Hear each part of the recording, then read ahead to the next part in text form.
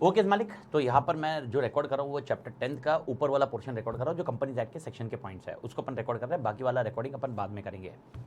तो पहला point section 141 1 and 2 में अपन ने बात की थी कि सीए होना चाहिए ऑडिटर, स्टैट्यूटरी ऑडिटर कौन होना चाहिए, सीए होना चाहिए, या फर्म होगा तो मेजॉरिटी ऑफ पार्टनर सीए होने चाहिए, या एलएलपी हुआ तो वो आपका ऑलरेडी मेजॉरिटी ऑफ पार्टनर का कॉन्सेप्ट तो रहेगा ही, लेकिन CA will be authorise to sign the ये point sign the audit report. और ये मैं अपन ने डिस्कस किया भी है ड्यूटी के अंदर, that CA will only sign the audit report, ये कॉन्सेप्ट अपन ने डिस्कस किया हुआ है। ये होने के बाद अपना नेक्स्ट कॉन्सेप्ट आता है disqualification of auditor. Sir section कौन सा है, 141 सबसेक्शन 3। तो डिस्क्वालिफिकेशन क्या क्या है, पहला पॉइंट, कौन नहीं ऑडिटर हो सकता, ओके, बॉडी कॉर्पोरेट नहीं बन सकता, ऑफिसर और एम्प्लॉय ऑफ ए कंपनी नहीं हो सकता, ओके, पार्टनर और एम्प्लॉय ऑफ ए ऑफिसर और एम्प्लॉय नहीं हो सकता। उसके बाद पर्सन, पार्टनर और रिलेटिव, तीन चीजें नहीं हो सकती, सिक्योरिटी होल्ड नहीं कर सकते, इंडेप्टेड नहीं हो सकते, या गारंटी नहीं दे सकते। सिक्योरिटी अगर होल्ड करनी है तो रिलेटिव कर सकता है, वो भी 1 लाख तक, वो भी कंपनी की होल्ड कर सकता है, 1 लाख के ऊपर नहीं हो सकता। इसमें करेक्टिव एक्शन का 60 डेज का है, लेकिन मैंने आपको लॉजिक समझा दिया, इसको इग्नोर करो, ज्यादा हेडेक मत लो। इसके बाद है इंडेप्टनेस, 5 लाख तक हो सकता है, यहाँ पर पर्सन, पार्टनर, रिलेटिव तीनों का हो सकता है।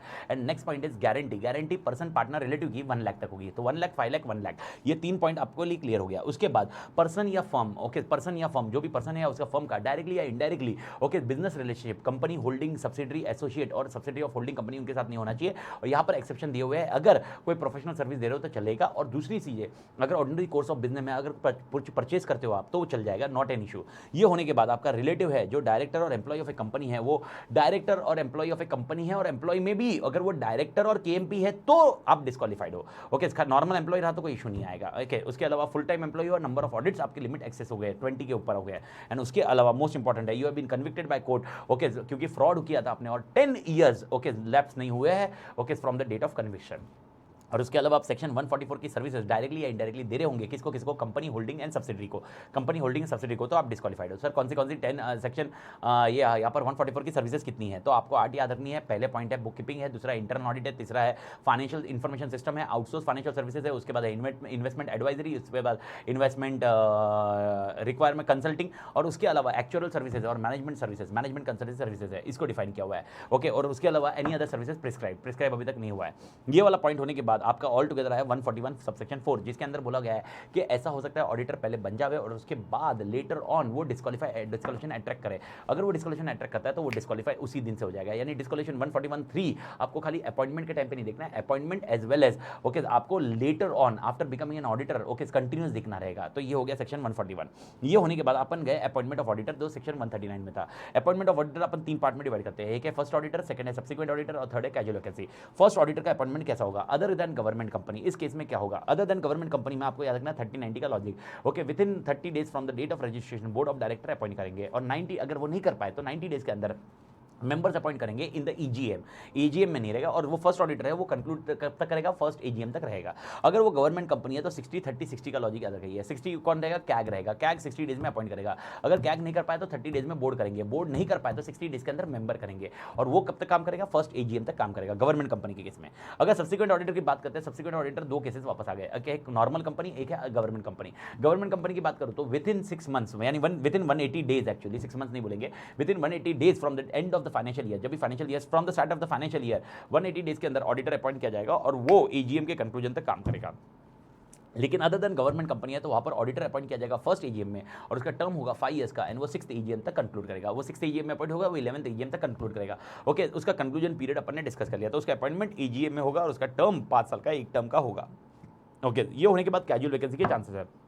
कैजुअल वैकेंसी के अपॉइंटमेंट में क्या होगा, कैजुअल वैकेंसी में अगर अदर देन गवर्नमेंट कंपनी और गवर्नमेंट कंपनी है, गवर्नमेंट कंपनी में अगर कैजुअल वैकेंसी हुई है तो कैग यहाँ पर कैजुअल वैकेंसी को फिल करेगा विद इन 30 डेज। अगर कैग नहीं कर सका, बोर्ड फिल करेगा 30 डेज के अंदर, बस यहाँ पर ये क्राइटेरिया फिल हो गया, यहाँ पर खत्म हो गया। अदर देन गवर्नमेंट कंपनी में बोर्ड ही फिल करेंगे, कितने दिन में, 30 डेज के अंदर। लेकिन अगर कैजुअल वैकेंसी रेजिग्नेशन की वजह से हुई है तो यहाँ पर बोर्ड ने मेंबर का अप्रूवल लेना पड़ेगा 3 मंथ्स के अंदर।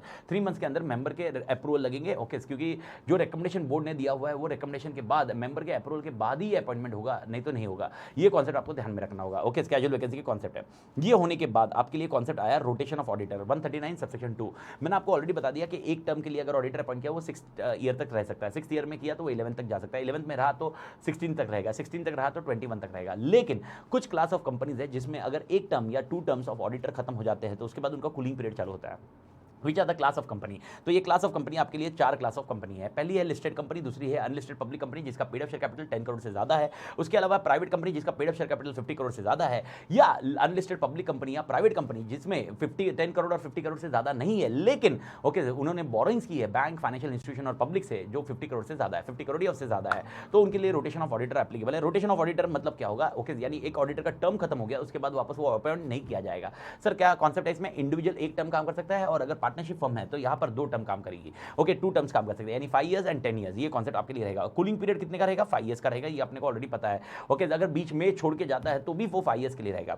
सर इसमें पॉइंट ऑफ डिस्कशन क्या थे, मैंने आपको बताया अगर कॉमन पार्टनर्स है तो कॉमन पार्टनर्स वाला नया जो दूसरा पार्टनर है वो भी अपॉइंट नहीं किया जाएगा। ट्रांजिशन के फेज के मैंने एग्जांपल बताया, मल्टीपल एग्जांपल थे, ये मैं रिवीजन में डिस्कस नहीं कर रहा हूं क्योंकि आपको वो ट्रांजिशन फेज 2013 में आया था। 2013 के बाद 3 इयर्स तक आप वो एग्जिस्टिंग ऑडिटर कंटिन्यू कर सकता था। 3 इयर्स के बाद फर्स्ट एजीएम में आपको ये लॉजिक लगाना था, ये आपको दिया हुआ था। तो यानी वो ऑडिटर जो एग्जिस्टिंग ऑडिटर वो 3 इयर्स तक या उसका जो पीरियड पेंडिंग था वो कंटिन्यू कर सकता था।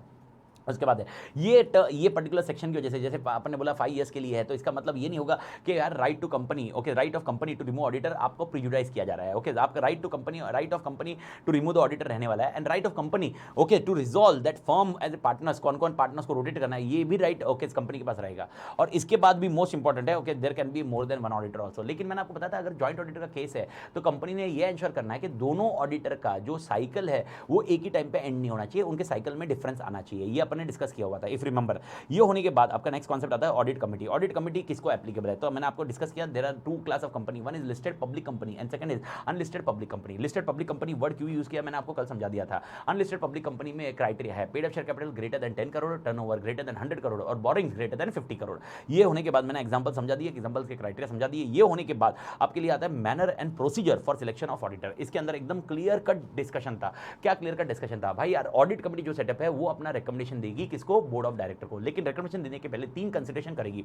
वो 3 कंसीडरेशन क्या होगा, qualification and experience of auditor क्या है, उसके अलावा वो qualification experience size and nature of entity, अपना जो size and requirement of company के हिसाब से कमेंसुरेट करता है क्या, एंड लास्ट पॉइंट क्या उनके अगेंस्ट कोई लीगल प्रोसीडिंग है। ये तीनों क्राइटेरिया देखने के बाद audit committee recommendation board of director को देगा। बोर्ड ऑफ डायरेक्टर वो रिकमेंडेशन ओके मेंबर्स तक देंगे, लेकिन बोर्ड ऑफ डायरेक्टर को लगता है कि recommendation should not be selected, ये सही रिकमेंडेशन नहीं है, वापस वो ऑडिट को रिकंसिडर बोलने, ऑडिट कमिटी को रिकंसिडर करने बोलेंगे कि भाई आपका रिकमेंडेशन वापस रिकंसिडर करिए। ऑडिट कमिटी वापस रिकंसिडर करने के बाद सेम रिकमेंडेशन देती है या डिफरेंट रिकमेंडेशन देती है, आइदर ऑफ इट बोर्ड वो रिकमेंडेशन के साथ मेंबर्स के साथ जा सकता है अगर बोर्ड को लगा तो। If board does not think that वो रिकमेंडेशन सही नहीं है तो बोर्ड वो रिकमेंडेशन को कैंसिल कर सकते हैं एंड अपना खुद का रिकमेंडेशन मेंबर्स को दे सकते हैं। बस उनको बोर्ड रिपोर्ट में मेंशन करना जरूरी है कि उन्होंने ऑडिट कमेटी के रिकमेंडेशन को क्यों कैंसिल किया या रिजेक्ट क्यों किया गया है। ये केसेस कब एप्लीकेबल है, जब ऑडिट कमेटी है। अगर ऑडिट कमेटी एप्लीकेबल नहीं है, अगर कोई कंपनी यानी अदर क्लास ऑफ कंपनी जो अपन ने डिस्कस किया ये क्लास ऑफ कंपनी नहीं है, उसके अलावा उस केसेस में क्या होगा, एग्जाम्पल प्राइवेट कंपनी, उस केसेस में ऑडिट कमेटी नहीं है तो उस केसेस में क्या होगा, बोर्ड ऑफ डायरेक्टर रिकमेंडेशन देगा मेंबर को। This is how the concept works मालिक। ये होने के बाद आपके लिए नेक्स्ट पॉइंट है ऑडिटर रेम्युनरेशन सेक्शन 142। ये तो आंसर इजी है, एजीएम में मेंबर होगा, एजीएम में मेंबर डिसाइड करेंगे फर्स्ट ऑडिटर। अगर डायरेक्टर ने अपॉइंट किया हुआ है, बोर्ड ने अपॉइंट किया हुआ है तो फर्स्ट ऑडिटर का रेम्युनरेशन बोर्ड देगी या ओके डिपेंडिंग ऑन अपॉइंटमेंट कौन करता है, ओके मेंबर करते हैं। इसके अलावा रिमूवल ऑफ ऑडिटर की बात की थी, रिमूवल और रेजिग्नेशन सेक्शन 140 की बात करते हैं। 140 में आपके 5 सब सेक्शंस है जिसके अंदर अपन पहले रिमूवल की बात करेंगे। रिमूवल के 3 मैकेनिज्म है, एक है बोर्ड ऑफ डायरेक्टर रिमूव करता है, एक है ट्रिब्यूनल रिमूव करता है, एक है मेंबर रिमूव करता है। पहले बात करते हैं बोर्ड ऑफ डायरेक्टर रिमूव करना चाहता है। बोर्ड ऑफ डायरेक्टर रिमूव करेगा तो पहले बोर्ड रिजोल्यूशन पास करेगा, उसके बाद एप्लीकेशन टू सीजी देगा। सीजी को जो एप्लीकेशन दिया जाएगा वो फॉर्म एडीटी 2 में दिया जाएगा, फीस दी जाएगी और with in 30 days from the board resolution दिया जाएगा। जैसे ही सीजी का अप्रूवल रिसीव होता है उसके 60 डेज के अंदर अंदर ओके जनरल मीटिंग बुलानी पड़ेगी और उसमें एसआर पास करना पड़ेगा, तब जाके ऑडिटर निकाला जाएगा। ओके ये बोर्ड निकाल रही है ऑडिटर, और इसके लिए आपको ये ध्यान में रखना पड़ेगा reasonable opportunity of being heard auditor को देना जरूरी है। ये होने के बाद 141 खत्म हुआ। 140 सबसेक्शन 4 की बात करें जहां पर मेंबर निकालते हैं, मेंबर को निकालना है एजीएम के थ्रू निकाल सकते हैं।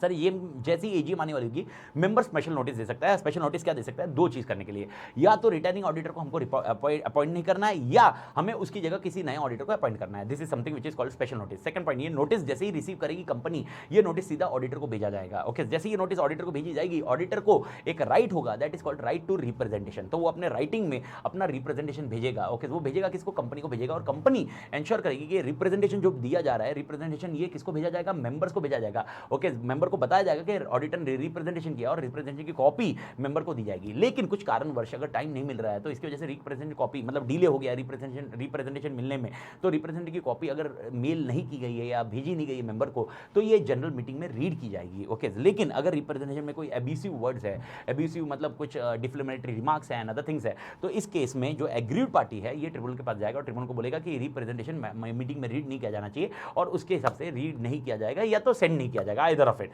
ये रहा आपका सेक्शन 140 ओके सबसेक्शन 4। ये होने के बाद 140 सबसेक्शन 5 की कहानी क्या है, एकदम सिंपल है। ओके, यहाँ पर ट्रिब्यूनल को अगर सुओ मोटो या तो application received by central government whatever it में भी, उनको ये लग रहा है कि जो ऑडिटर है कंपनी का ही इज एक्टेड इन फ्रॉडुलेंट और मैनर और अबेटेड और colluded for a fraud okay with the company और डायरेक्टर और ऑफिसर, इस केस में वो ट्रिब्यूनल में ask the company to change their auditor and वो ऑडिटर का जब फाइनल ऑर्डर पास किया जाएगा उसके बाद वो ऑडिटर को नेक्स्ट 5 ईयर्स के लिए किसी भी और कंपनी में ऑडिटर बनने की एक्टिविटी कंपनी कोई भी कंपनी का ऑडिटर नहीं बन सकता। ओके, जिसके ऊपर बैन लगा दिया जाएगा। ये बैन कौन लगाएगा? ट्रिब्यूनल लगाएगा।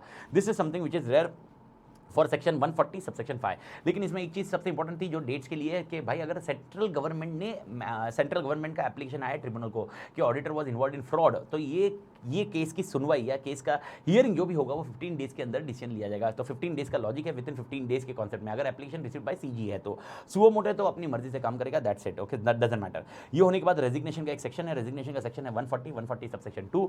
ओके, अगर रेजिग्नेशन करना है जब भी करना है कर लो, लेकिन with in 30 days form ADT 3 आप फाइल करो। किसके साथ? कंपनी और आरओसी के साथ। अगर आपका अपॉइंटमेंट कैग ने किया है गवर्नमेंट कंपनी में तो आपको किसी कैग को भी देना पड़ेगा। आपको ये ध्यान रखना है और उसके अंदर रीजन फॉर रेजिग्नेशन देने हैं। अगर ये आप नॉन कंप्लाई करते हो 1 सेक्शन 40 सबसेक्शन 3 140 सबसेक्शन 3 के अंदर आपको पेनल्टी होगी। पेनल्टी क्या होगी? ओके, 50,000 और remuneration which ever is less, और इसके साथ अगर ये कंटिन्यूइंग है तो 500 रुपीज पर डे लगेगा, लेकिन साथ में मैक्सिमम 2 लाख लगेगा। ये आपको अमेंडमेंट आया हुआ है, मैंने आपको ऑलरेडी बता दिया है कि ये अमेंडमेंट आपको ध्यान में रखना है। पहले 5 लाख था, अभी 2 लाख हो गया है। ये होने के बाद अपने लिए नेक्स्ट कॉन्सेप्ट आया सीलिंग्स और नंबर ऑफ ऑडिट। सीलिंग और नंबर ऑफ ऑडिट का कॉन्सेप्ट एकदम सिंपल है। 20 कंपनीज मैक्सिमम ले सकते हैं, लेकिन उसमें से एक्सेप्शन है। एक्सेप्शन कौन से हैं? ओपीसी है, डोरमेंट कंपनी है, सिंगल स्मॉल कंपनी है, प्राइवेट कंपनी है, ओके, जिसका paid up share capital less than 100 crore है, उसको भी एक्सक्लूड करना है। ये 20 कंपनी पर पर्सन होगा। इसीलिए अगर कोई पार्टनरशिप फर्म है जिसमें 3 पार्टनर है तो 3 पार्टनर मल्टीप्लाई बाय 20 करेंगे और 60 टोटल ऑडिट्स ले सकते हैं। ये स्टैट्यूटरी ऑडिट की बात हो रही है। एक्सेप्शन मैंने आपको ऑलरेडी बता दिया, 4 एक्सेप्शन है। ओपीसी है, डोरमेंट है, स्मॉल है, प्राइवेट है। इसके अलावा अगर यहाँ पर टैक्स ऑडिट की बात करें तो 60 ऑडिट्स ले सकते हैं, लेकिन 60 ऑडिट्स इन नंबर है। ओके, 60 ऑडिट ऑफ कंपनीज नहीं है, 60 ऑडिट इन नंबर्स है। ये मैंने आपको बता दिया, कॉन्सेप्ट ऑलरेडी क्लियर किया। इसके ऊपर अपने परम्यूटेशन कॉम्बिनेशन डिस्कस किए थे। ओके, ये पॉइंट आपको एग्जांपल वाइज अच्छे से याद रखना है। ये होने के बाद पावर्स एंड ड्यूटीज की बात करें। पावर्स एंड ड्यूटीज के इसमें टोटल कितनी पावर्स है, कितनी ड्यूटीज है? टोटल ड्यूटीज पावर्स की बात करें तो 5 पावर याद रखिए। पहला point right to access the books of account होगा। Second point right to obtain information explanation होगा। Third point right to receive the notice of general meeting and attend the general meeting होगा। चौथा point right to report to members होगा। Last point होगा right to lien. लेकिन right to लियन के लिए आपको याद रखनी होगी कंडीशंस होगी। कितना भी क्या 4 कंडीशन क्या क्या है? सबसे पहला क्लाइंट ओवीओ मनी। सेकंड पॉइंट आपको जो बुक्स पेपर या वाउचर जो भी आया है वो लीगल तरीके से आया है, इरेगुलर या इलीगल वे से नहीं आया है। तीसरा पॉइंट आपने काम किया होगा तो आपको पैसा आपको आपने काम किया होना चाहिए। एंड लास्ट पॉइंट काम you have done the work only for that, जो आपके पास पेपर्स अवेलेबल है या बुक्स अवेलेबल है उसके रिलेटेड कनेक्टेड वर्क होना चाहिए तो ही वो आप रख सकते हो, नहीं तो राइट टू लियन यूज नहीं कर सकते। मैंने आपको बताया भी था right to lien is not a practical point. Okay, it is basically theoretical way से रखा जा रहा है, लेकिन राइट टू लियन यूज करना नामुमकिन है, बहुत ही मुश्किल है इस केस में भी। और कोड ऑफ एथिक्स भी अपने को प्रिवेंट करेगा जो आप सीए फंड में जाने के बाद पढ़ोगे। भारत माता की जय। इसके बाद आई ड्यूटीज टू ऑडिटर, अपने 4 इसमें डिवाइड किए। पहला पॉइंट है ड्यूटीज टू इंक्वायर करना। तो इंक्वायर करने के लिए पॉइंट मैंने आपको बताया, अगर यहां पर आपको एडवर्स इंपैक्ट है तो ही आपको रिपोर्ट करना है, नहीं तो रिपोर्ट नहीं करना है, पर इंक्वायरी करनी जरूरी है। तो how many points are there for inquiry? 6 matter. 6 matter कौन से? पहला पॉइंट लोन्स एंड एडवांसेस जो दिए कंपनी ने वो सिक्योर्ड है कि नहीं है और prejudicial to the interest of the company है कि नहीं है। सेकंड पॉइंट ट्रांजैक्शन जो बुक्स एंट्री से हुई है वो prejudicial to the interest of the company है क्या? ओके, नेक्स्ट पॉइंट कंपनी ने कोई सिक्योरिटी सेल की है below the acquisition price, except investment company और banking company. Banking company investment company ने अगर कोई एक्विजिशन प्राइस से लेस में सिक्योरिटी बेची है तो कोई प्रॉब्लम नहीं है, लेकिन उसके अलावा कोई कंपनी ने कोई सिक्योरिटीज बेची होगी लेस देन एक्विजिशन प्राइस तो यहां पर रिपोर्ट करना होगा। उसके बाद लोन्स एंड एडवांसेस अगर किए गए हैं, ओके, मेड किए हैं, वो डिपॉजिट में डाले नहीं है। नेक्स्ट पॉइंट कोई पर्सनल एक्सपेंडिचर रेवेन्यू एक्सपेंडिचर में तो बुक नहीं किया है। एंड लास्ट कॉन्सेप्ट है अगर कोई सिक्योरिटीज एलोटेड की है कैश में, ओके, क्या उसका balance sheet focus, balance sheet की जो पोजीशन है वो बराबर डिस्प्ले की है कि नहीं, इसका मतलब बैलेंस शीट प्रॉपर है कि नहीं है। ओके, रेगुलर है कि नहीं, ये देखना है। अगर इसमें नेगेटिव आंसर आया तो ही रिपोर्ट करना है, नहीं तो करने की जरूरत नहीं है। उसके बाद duty to sign to audit report है, उसके बाद duty to comply with accounting auditing standard, and last concept है ड्यूटी टू रिपोर्ट। ये रिपोर्ट करना पड़ेगा 143(3) में। तो ड्यूटी टू रिपोर्ट में कितने पॉइंट्स है? ओके, तो आपके लिए इजी पॉइंट है। सबसे पहला इन्फॉर्मेशन एक्सप्लेनेशन मिला कि नहीं मिला। Second point, okay, most important element, books of accounts proper है कि नहीं है। Third point, branch audit report मिली कि नहीं मिली। Next point, okay, financial statement books of accounts के साथ मैच करते कि नहीं। नेक्स्ट पॉइंट, फाइनेंशियल स्टेटमेंट आपके ओके अकाउंटिंग स्टैंडर्ड के साथ मैच करते कि नहीं। उसके अलावा कोई एडवर्स इंपैक्ट है, इफेक्ट है कि कोई ट्रांजैक्शन हुआ है जो कंपनी पे फंक्शनिंग कंपनी के फंक्शनिंग पे एडवर्स इंपैक्ट रखेगा। क्या डायरेक्टर डिस्क्वालीफाइड है 164(2) के अंदर। इसके अलावा मोस्ट इंपॉर्टेंट है मेंटेनेंस ऑफ अकाउंट्स, उसके ऊपर रिमार्क दीजिए, कंपनी अकाउंट्स कैसे मेंटेन कर रही है। उसके अलावा इंटरनल फाइनेंशियल कंट्रोल है, इंटरनल फाइनेंशियल कंट्रोल के ऊपर आपने ओपिनियन देना है वेदर दे आर इफेक्टिव और नॉट। लेकिन कुछ कुछ क्लास ऑफ कंपनी है जिसपे आपको ये ओपिनियन देने की जरूरत नहीं है, इंटरनल फाइनेंशियल कंट्रोल पे ओपिनियन देने की जरूरत नहीं है। बाकी सब पे ओपिनियन दे, बाकी सब पे तो रिपोर्ट करना पड़ेगा, लेकिन खाली इंटरनल फाइनेंशियल कंट्रोल पे ओपिनियन देने की जरूरत नहीं है। कौन से क्लास ऑफ कंपनीज है? 3 क्लास ऑफ कंपनीज दी हुई है, ओपीसी है, स्मॉल कंपनी है, प्राइवेट कंपनी है। प्राइवेट कंपनी में टर्नओवर लेस देन 50 करोड़ है और paid up share capital, boring less than paid up share capital नहीं है, टर्नओवर लेस देन 50 करोड़ है एंड बोरिंग्स 25 करोड़ से कम है। तो उन पे आपको इंटरनल फाइनेंशियल कंट्रोल पे रिपोर्ट करने की जरूरत नहीं है। एंड लास्ट कॉन्सेप्ट है सच अदर मैटर प्रिस्क्राइब, यानी ये सेंट्रल गवर्नमेंट के क्राइटेरिया है। तो मैंने आपको बताया इसमें अमेंडमेंट है ऑल टुगेदर। तो अगर आप देखोगे तो 3 कलर जो बुक में ब्लू में लिखे हुए हैं ऑल टुगेदर ये पहले वाले हैं, और जो रेड में लिखा है वो अमेंडेड है, जिसमें से 6 वाला पॉइंट तो आपके लिए अभी दिसंबर 21 वालों के लिए एप्लीकेबल नहीं है, ये मई 22 के बाद एप्लीकेबल होगा नहीं होगा उसका आगे अपडेट आएगा। लेकिन टोटल 5 पॉइंट क्या क्या है? पहला पॉइंट, लिटिगेशन पेंडिंग, कोई लिटिगेशन है उसके बारे में डिस्क्लोज दीजिए। कोई मटेरियल लॉसेस हुए डेरिवेटिव्स ट्रांजैक्शन में तो उसके ऊपर डिस्क्लोजर दीजिए। इन्वेस्टर प्रोटेक्शन फंड में डिले हुआ है ओके, उसके ऊपर डिस्क्लोजर दीजिए। नेक्स्ट पॉइंट, अगर कोई ट्रांजैक्शन अल्टीमेट बेनिफिशियरी पे जा रहा है, अल्टीमेट बेनिफिशियरी मतलब अगर कोई ट्रांजैक्शन ओके मैंने अपनी कंपनी ने कोई पैसा दिया है, लोन दिया हुआ है किसी कंपनी को और वो कंपनी ने किसी और को लोन दे दिया है ओके, ऐसे ट्रांजैक्शन डिस्क्लोज किए तो ठीक है, डिस्क्लोज नहीं किए तो वो डिस्क्लोज करने चाहिए। That is your 4th point. And last concept, 5वां पॉइंट इज अगर डिविडेंड डिक्लेयर किया है, पे किया है, 123 का कंप्लायंस किया है कि नहीं किया है। दैट्स इट ओके, यहाँ तक अपनी कहानी खत्म हो जाती है। तो भारत माता की जय। मेरे ख्याल से यहाँ तक का आपका ऑल टुगेदर काम खत्म हो जाता है मालिक। अब इसके बाद बचा है कारो, ऐसे 299 एंड वो अलग रिकॉर्डिंग में अपन अपडेट कर देंगे मालिक।